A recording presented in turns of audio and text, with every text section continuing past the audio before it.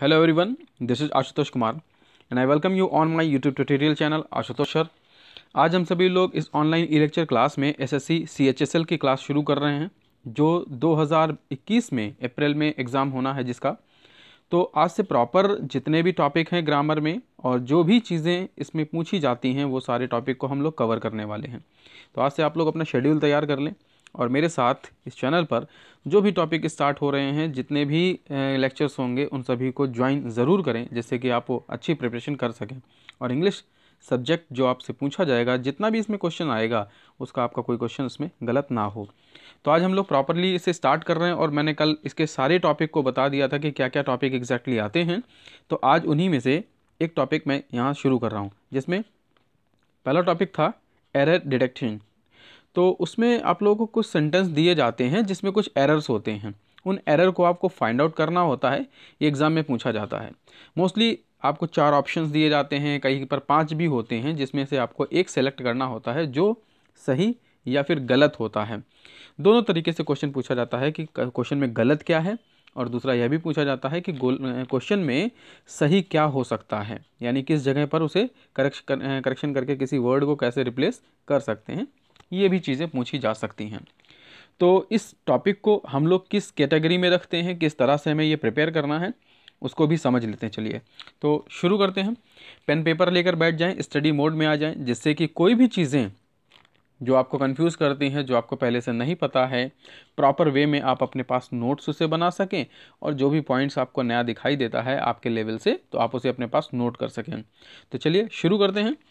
Error detection में जो चीज़ें पूछी जाती हैं मोस्टली इन टॉपिक्स के अंदर उसे पूछा जाता है। जैसे आप सभी ने वर्ड सुने हुए हैं, पढ़ा भी है बहुत पहले से। आपको बस ये होता है कि जब क्वेश्चन सामने होते हैं तो उसमें कन्फ्यूज़न क्रिएट हो जाता है कि ये सही होगा या गलत होगा।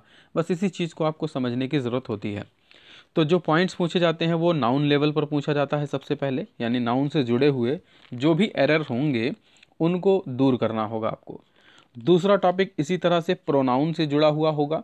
तो प्रोनाउन से जुड़ा हुआ जो भी एरर उस सेंटेंस में मौजूद होगा उसे आपको रेक्टिफाई करना होगा, यानी सुधारना होगा।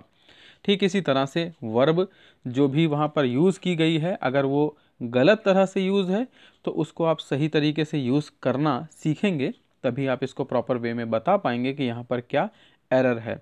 इसी तरह से टेंस भी इसमें होता है जिसके रिलेटेड एरर पूछे जाते हैं, एंड एडजेक्टिव, और इसके बाद एडवर्ब, इस तरह के टॉपिक होते हैं। देन प्रीपोजिशन, कंजंक्शंस, इंटरजेक्शन और फाइनली आर्टिकल्स।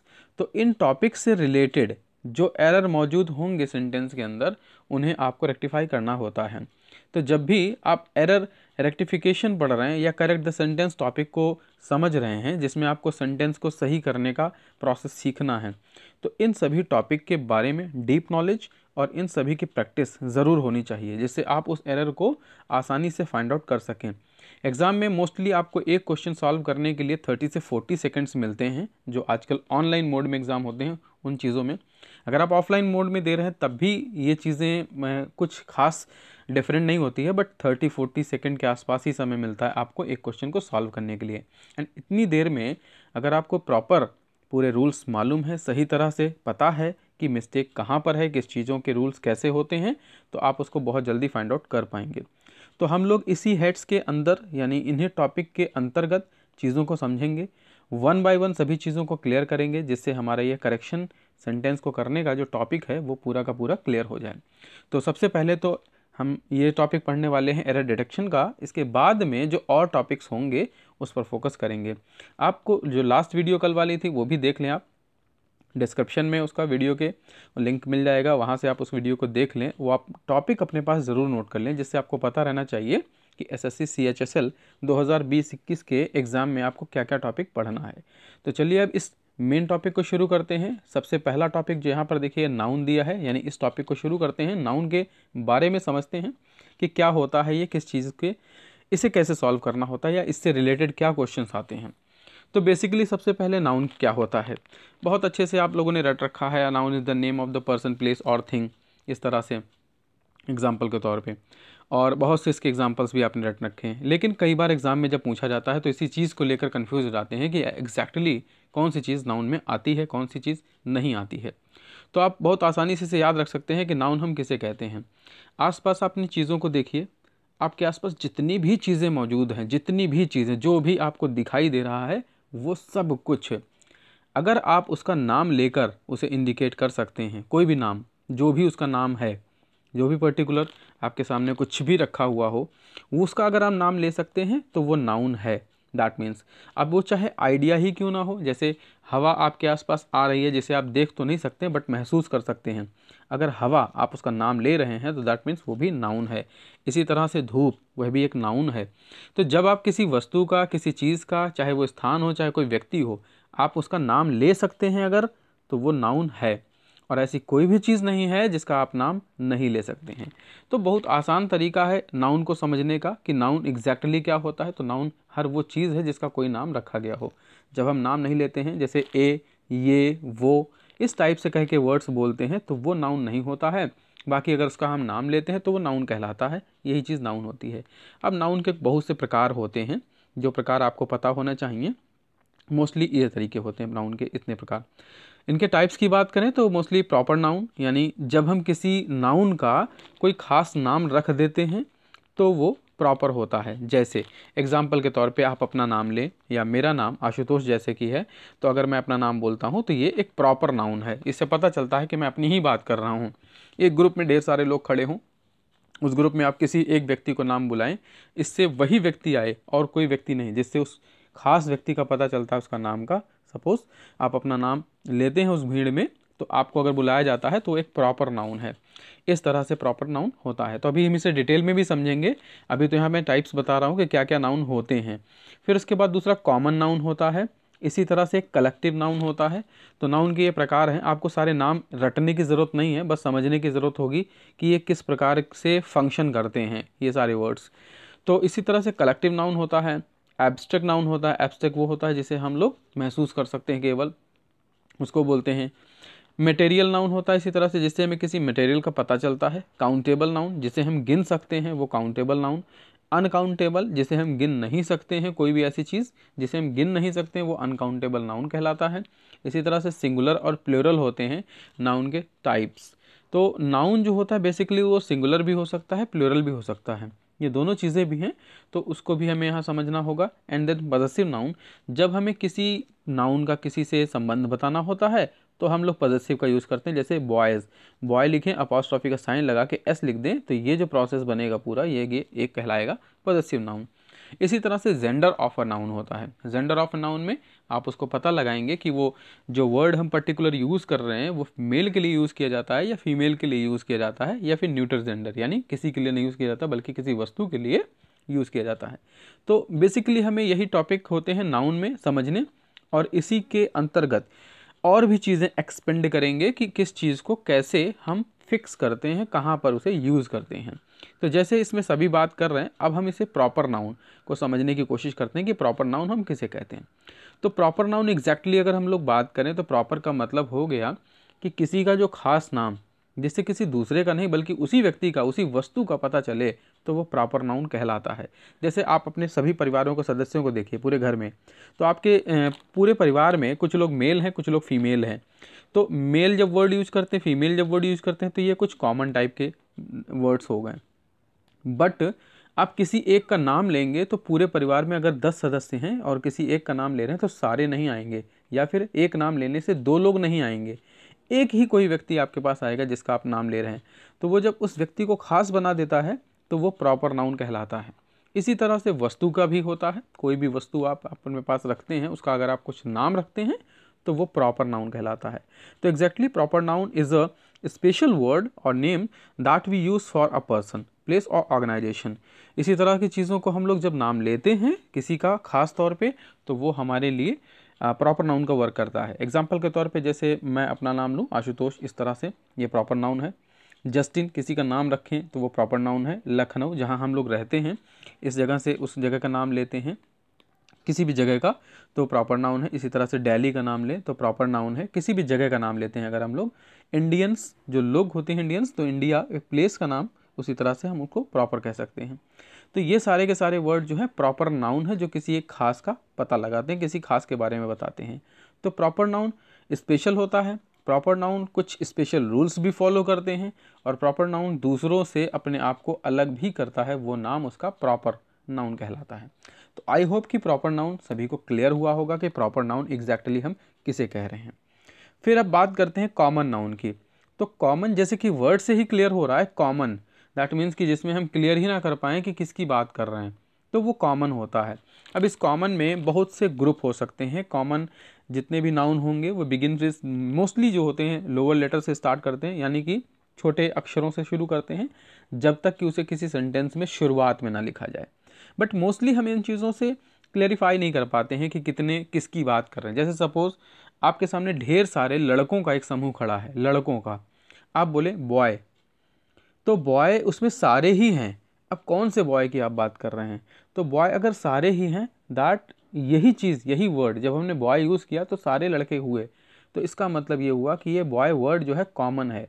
यहाँ पर हम बॉय को प्लूरल नहीं बना रहे हैं, बॉय ही केवल बोल रहे हैं, बॉयज़ नहीं बोल रहे हैं। बट जब हम इस वर्ड को यूज़ कर रहे हैं तो किसी एक लड़के की बात हम नहीं कर रहे हैं, इसलिए ये प्रॉपर नाउन नहीं है बल्कि यह कॉमन है। अगर हम किसी का नाम ले लेते हैं, उसी ग्रुप में ढेर सारे लड़के खड़े हैं, मान लीजिए 100 की संख्या में हैं, अब हम उसे किसी का नाम ले लें तो वो प्रॉपर नाउन कहलाएगा। लेकिन हम बोले बॉय तो ये कॉमन है क्योंकि सभी वो बच्चे बॉय ही हैं वहाँ खड़े हुए। इसी तरह से हम किसी जो ढेर सारा समूह खड़ा है बच्चों का, छोटे छोटे बच्चों का, हम बोले चाइल्ड, तो सेम वही चीज़ यहाँ पर भी है कि उसमें पता नहीं चल पाता है कि हम किस बच्चे की बात कर रहे हैं, तो वो एक कॉमन वर्ड है जो सभी के लिए यूज़ होता है। एक छोटा बच्चा, अगर ढेर सारे बच्चे खड़े हैं तो एक बच्चे को आप चाइल्ड बोल रहे हो, दूसरे को भी आप चाइल्ड ही कहोगे, तीसरे को भी चाइल्ड ही कहोगे, जब तक आप उसका नाम नहीं ले रहे हो तब तक। तो अगर आप उसका नाम ले लेते हो तो वो प्रॉपर है, और अगर नाम उसका नहीं लेते हो, केवल चाइल्ड कहते हो, तो वो कॉमन है। इस तरह के वर्ड्स जो होते हैं वो कॉमन शो करते हैं। तो जनरली हम लोग अगर पीपल में, यानी जो लिविंग बींग्स हैं उनके बारे में बोलें तो मोस्टली ये वर्ड कॉमन वर्ड कहलाते हैं। जैसे मैन हो गया, girl, boy, mother, father, child, person, teacher, student, इस तरह के वर्ड्स सभी कॉमन होते हैं जो सभी के लिए मोस्टली प्रयोग किए जाते हैं, यानी एक से अधिक लोग भी इस तरह के होते हैं। फिर इसी तरह से एनिमल्स में बात करेंगे तो डॉग हो गया वर्ड, फिश है, आंट है, चींटी जिसका अर्थ होता है स्नेक जिसका अर्थ सांप होता है, ये सारे ही वर्ड कॉमन होते हैं एनिमल्स में। तो जब सभी एनिमल्स की बात करेंगे तो उसके लिए हम लोग अगर वर्ड को यूज़ करते हैं जैसे डॉग, तो जितने भी डॉग हैं वो सब डॉग ही हैं, दैट मीन्स वो कॉमन वर्ड है सबके लिए, एक ही वर्ड को कॉमन हम सबके लिए यूज़ करते हैं इस तरह से। तो थिंग्स में यूज़ करेंगे जब चीज़ों के बारे में, जो कोई वस्तु है तो उसे हम लोग जैसे बोल रहे हैं बुक, टेबल, चेयर, फ़ोन, ये सारे वर्ड्स थिंग्स में होते हैं जिन्हें हम लोग कॉमनली यानी एक साथ यूज़ करते हैं। तो सामान्यतः ये सभी के लिए है, सभी चीज़ों के लिए यूज़ हो पाता है, इसलिए यहाँ पर ये प्रॉपर ना होकर बल्कि कॉमन होता है। तो प्रॉपर और कॉमन में डिफरेंट भी समझते जाइएगा। जैसे सपोज़ हमने कहा बुक, तो बुक कॉमन वर्ड हो गया। अगर हम यहीं पे बोल दें थोड़ा सा एक्सपेंड करके, जैसे बोल दें the Gita, the Ramayana, the Mahabharat, कोई भी एपिक का नाम ले लें तो वो जो हो जाएगा प्रॉपर नाउन हो जाएगा, क्योंकि महाभारत शब्द बोलते ही या गीता वर्ड बोलते ही द गीता जो पुस्तक है उसके बारे में अगर बात करेंगे तो वह दो नहीं है, एक ही है। मतलब उसका जो प्रॉपर वर्ड है उसके लिए यूज़ किया गया, एक ही बनाया गया। भले उसकी कॉपियाँ 10 हों वो अलग बात है, लेकिन उसका नाम जो है एक सिंगुलर उसी की फोकस करता है, उसी के ऊपर फोकस करता है, तो वो प्रॉपर वर्ड हो गया। जब हम बुक बोलेंगे तो वो उसी बुक को नहीं बता रहा है बल्कि कोई दूसरी भी बुक हो सकती है। यहाँ पर बुक वर्ड कॉमन हो जाएगा और जब उसका नाम ले लेंगे द गीता तो वो प्रॉपर हो जाएगा। इसी तरह से सेम होता है प्लेसेस में भी, कि जैसे हम स्कूल, सिटी, बिल्डिंग, शॉप, इन सब के वर्ड्स की बात करें तो ये सारे ही वर्ड्स कॉमन होते हैं किसी भी प्लेस के लिए। इसी तरह से आइडियाज़ की बात करें, प्राइड, लव, हेट, तो ये सारे ही वर्ड जो हैं कॉमन कहलाते हैं किसी आइडिया के लिए। जैसे प्राइड का मतलब होता है गर्व या घमंड, इसी तरह से लव का अर्थ है प्रेम, हेट का मतलब है नफरत। तो ये सारे वर्ड कॉमनली किसी चीज़ के लिए यूज़ हो रहे हैं आइडियाज़ के लिए, तो ये सब के सब जितने भी वर्ड्स हैं एक कॉमन नाउन का हिस्सा है। तो आई होप कि कॉमन नाउन की चीज़ें भी आपको क्लियर हुई हैं। अगर इसके रिलेटेड कोई क्वेरी है तो आप मुझे कमेंट्स में ज़रूर पूछें कि क्या आपको कौन सा पॉइंट जो है इसमें क्लियर नहीं हुआ है या किस तरह की चीज़ें आपके दिमाग में कन्फ्यूज़न क्रिएट करती हैं। तो वो क्वेश्चन मुझे कमेंट्स के थ्रू ज़रूर पूछें जिससे कि आपका वो डाउट क्लियर हो सके। देन अब इसे समझते हैं कि ऐसे सेंटेंसेस आपको मिलेंगे तो कभी कभी किस तरह के सेंटेंसेस यहाँ से पूछे जाते हैं। हालांकि हम लोग इसका प्रॉपर एक्सरसाइज जो है इस टॉपिक के कंप्लीट होने के बाद में, यानी जो आपको मैंने टॉपिक सारे बताए हैं ये सारे कंप्लीट होने के बाद में हम लोग एक सीरीज स्टार्ट करेंगे जिसमें प्रैक्टिस सेट ही केवल सॉल्व करेंगे। तो अभी मैं उसको एक चीज़ों को क्लियर करने के लिए कुछ एक्सरसाइज आपको यहाँ पे समझा रहा हूँ, कुछ वर्ड्स को, कि जिससे आपको और क्लियर हो जाए कि कहाँ पर किस तरह की चीज़ें होनी चाहिए। जैसे क्वेश्चन आपको कुछ इस तरह से मिल सकता है, a tall Sumit was walking in a park. तो एक सेंटेंस कहा गया कि tall Sumit was walking in the park, park में एक लंबा सुमित घूम रहा था। तो अब यहाँ पे जब हमने ये वर्ड किया अ टॉल सुमित, तो देखिए सुनने में ही अटपटा लगेगा। जो सुमित वर्ड है वो इस तरह का नहीं है कि सुमित 10 या 15 वहाँ पे हैं जिसमें से हमने कह दिया अ टॉल सुमित। सुमित वर्ड एक प्रॉपर नाउन है, किसी एक की बात ही कर रहा है ऑलरेडी। तो यहाँ पर अ टॉल वर्ड के साथ इसको इंडिकेट नहीं कर सकते हैं। अ टॉल वर्ड के बाद में या तो कोई कॉमन नाउन होना चाहिए यहाँ पर, और या फिर सुमित अगर यूज़ करेंगे तो यहाँ पर अ टॉल नहीं होना चाहिए। यहाँ पर हम पूरा इस सेंटेंस को स्टार्ट करेंगे अगर, तो Sumit was walking in the park, और अगर हम इसे हटाना चाहते हैं तो यहाँ पे अटॉल के बाद में लिखना होगा बॉय या गर्ल, इस तरह का कोई वर्ड यूज़ कर सकते हैं। जैसे atoll girl was walking in the park लिख सकते हैं हम। अटॉल मैन वर्ड यूज कर सकते हैं हम यहाँ पर। जब भी आपको एग्जाम में मिलेगा तो ऑप्शन में दिया रहेगा, और ऑप्शन में कभी भी कन्फ्यूज़न वाली चीज़ें नहीं होंगी, बल्कि आप क्लियरली दिया रहेगा। सपोज़ कि वहाँ पर अगर मैन लिखा है तो मैन आपको यूज़ करना होगा वर्ड, वहीं पर इसके मैन के अलावा कोई एक ऑप्शन सही होगा तो मैन के अलावा जो बाकी आपको 3 ऑप्शन मिलेंगे वो रॉन्ग ही मिलेंगे, इस तरह से कुछ होगा। तो कोई भी आपको एक चूज़ करना होगा जो उसमें सही होगा, बट जब आपको पता होगा कि यहाँ पर क्या यूज़ करना चाहिए तभी आप उसको चूज़ कर सकते हो। तो यहाँ पर कोई भी एक कॉमन नाउन का वर्ड यूज़ किया जाएगा, ना कि प्रॉपर नाउन। तो इस तरह से ये सेंटेंस को हम करेक्शन कर सकते हैं। देन इसी तरह से देखिए नेक्स्ट सेंटेंस है, boy is my younger brother. अब यहाँ पर boy is my younger brother कहा गया है, तो यहाँ पर कॉमन वर्ड का यूज किया गया है, जो कि इससे पता नहीं चल सकता कि कौन सा बॉय, किस तरीके का। तो हम बॉय की जगह पर किसी एक का नाम लिखेंगे। सपोज़ हमारा कोई यंगर ब्रदर है तो हम उसका नाम यहाँ पे लिख देंगे और उस तरह सेंटेंस हमारा कंप्लीट ये हो जाएगा। एग्जाम्पल के तौर पर जैसे यहाँ लिखूँ मैं जस्टिन, तो जस्टिन वर्ड यूज करने के बाद बोलूँ Justin is my younger brother. तो इस तरह से ये सेंटेंस को हम क्लियर कर सकते हैं कि यहाँ पर कॉमन नहीं बल्कि प्रॉपर किसी वर्ड का यूज़ होगा। देन अगेन ऐसे है एक सेंटेंस कि प्राइड कैन सिंग।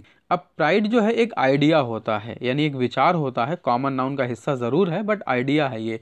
तो यहाँ पर हम प्राइड वर्ड नहीं यूज करेंगे, यहाँ पर या तो कोई कॉमन नाउन यूज करें जो कैन सिंग यानी ये वर्क कर सके, और या फिर कोई प्रॉपर के अलावा हम प्रॉपर नाउन या यूज़ करें या फिर कॉमन यूज़ करें, दोनों में से कोई एक। सपोज़ अगर मुझे यहाँ पर कोई प्रॉपर नाउन यूज़ करना है तो प्रॉपर नाउन में हम यहाँ पे लिख सकते हैं इस जगह पर, जैसे दिनेश या फिर कोई और वर्ड ऐसे ही करके रूपल वर्ड यूज कर सकते हैं ऐसे, या कुमकुम, इस तरीके से कोई भी वर्ड यूज़ कर सकते हैं। तो जो हम यहाँ पर प्रॉपर नाउन का वर्ड यूज़ करेंगे उसमें हम इस पूरी बात को कह सकते हैं। सपोज एग्जांपल के तौर पे हम कुमकुम वर्ड यूज़ करें तो कुमकुम कैन सिंग, इस तरह से सेंटेंस ये कंप्लीट हो जाएगा। अब यहाँ पर हम कॉमन यूज करना चाहें कोई, तो हम यहाँ पे कह सकते हैं इसी तरीके से कि गर्ल कैन सिंग, कि लड़की गा सकती है।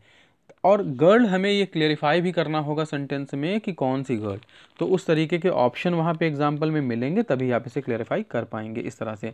बट आपको ये पता होना चाहिए कि कैन सिंग वर्ड किसके साथ यूज़ होता है, तो किसी आइडिया के साथ नहीं यूज़ होगा बल्कि किसी प्रॉपर या फिर कॉमन नाउन के साथ जो कि ये काम कर सकता हो वो। अब जैसे नेक्स्ट सेंटेंस है, she live in the table. तो ये सेंटेंस देखिए, टेबल जो है किसी वस्तु का नाम है, जगह का नाम नहीं है। तो यहाँ पर आप जब ये वर्ड यूज करोगे कि शी लिव्स, यहाँ पे लिव्स होना चाहिए, she lives in the table, इस तरह सेंटेंस अगर हम लिखें she lives in the table, तो ये सेंटेंस गलत है, क्योंकि टेबल किसी जगह का नाम नहीं है, वस्तु है। तो इस टेबल वर्ड को हटाकर यहाँ पर किसी एक जगह का नाम होना चाहिए, तभी वो क्लियर होगा। अब जगह का नाम क्या हो सकता है, जैसे हाउस हो सकता है, she lives in the house. Building हो सकता है, she lives in the building. किसी जगह का नाम हो सकता है, जैसे सपोज एग्जांपल के तौर पे कानपुर हो सकता है, बनारस हो सकता है। तो ऐसे वर्ड्स आप यहाँ पे यूज़ कर सकते हैं जिससे पता चले कि वो कहाँ रहती है। तो इस तरह की चीज़ों को हमें करेक्शन करना होता है। तो अभी आप इन चीज़ों को आई थिंक समझ गए होंगे कि कैसे हमें प्रॉपर और कॉमन नाउन का यूज़ करना होता है और क्या चीज़ें ये होती हैं। तो अब हम नेक्स्ट एपिसोड में पढ़ेंगे कि कॉमन के बाद में कलेक्टिव नाउन्स क्या होते हैं और इनका यूज़ हम किस तरह से करते हैं। तो इनको वन बाय वन हम सभी चीज़ों को कवर अप करेंगे और एक शॉर्ट वीडियो में छोटे छोटे टॉपिक्स में इसे कवर करने की कोशिश करेंगे, क्योंकि अगर वीडियो बहुत लंबा होगा तो आपके ना तो नोट्स तैयार हो पाएंगे और ना ही चीज़ों को आप ज़्यादा देर तक याद रख पाओगे। तो अभी आप प्रॉपर नाउन और कॉमन नाउन के प्रैक्टिस करें, इसके जो भी चीज़ें आपके पास मटेरियल मौजूद है उससे सॉल्व करें। अदरवाइज़ आपको ये सारी चीज़ें, इसके सारे नोट्स जो हैं jobnoteslab.in पर मिल जाएंगे, वहाँ से आप इसे डाउनलोड कर सकते हैं, वहाँ से प्रैक्टिस सेट भी सॉल्व कर सकते हैं और इस चीज़ को प्रॉपर प्रिपेयर भी करें। तो आज के लिए सिर्फ इतना ही है। नेक्स्ट एपिसोड में फिर मिलेंगे इसके नेक्स्ट लेक्चर के साथ में। तब तक के लिए stay happy, stay safe and keep watching Ashutosh channel.